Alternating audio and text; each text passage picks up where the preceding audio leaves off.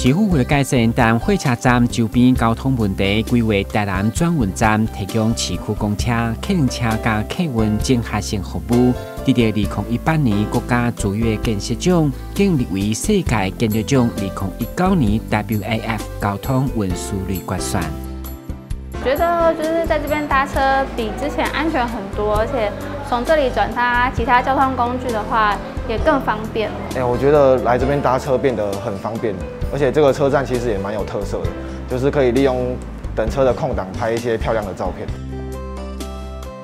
就向中央争取前瞻计划经费，伫立林国小、大江国小设立360米的通下步道，确保学童用路环境加行行安全。就是在上学的时候，家长陪着小朋友在走通学步道的时候，会变得比较安心。那以前没有通学步道，会变得比较，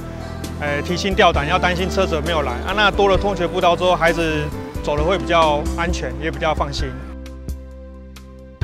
咸水溪桥改建工程经过3档完工，总经费大约4亿5500多万。改建以后，将桥面拓宽、桥长增加，并解决交通塞车问题。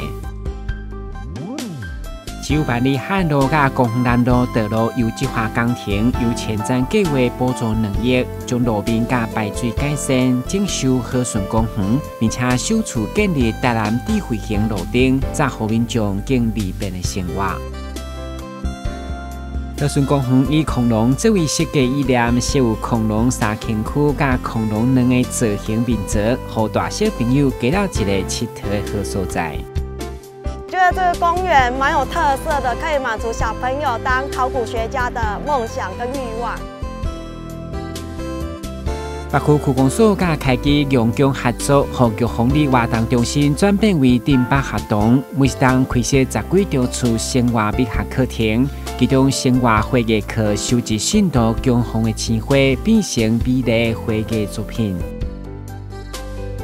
为了实现北区城乡牵手亲人共创的地方创新环境，北区区公所重新整理台南美国学校旧址，改造为亲人共创市集廊道，总经费大约750万，并且以 America 海鹰和名做阿嬷嚟看市集，邀请少年到时代朋友实现创业梦想，带动地方商业发展。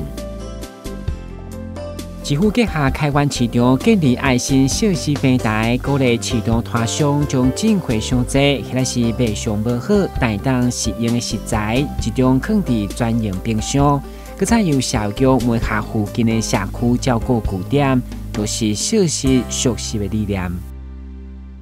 感谢有你，咱台南第一。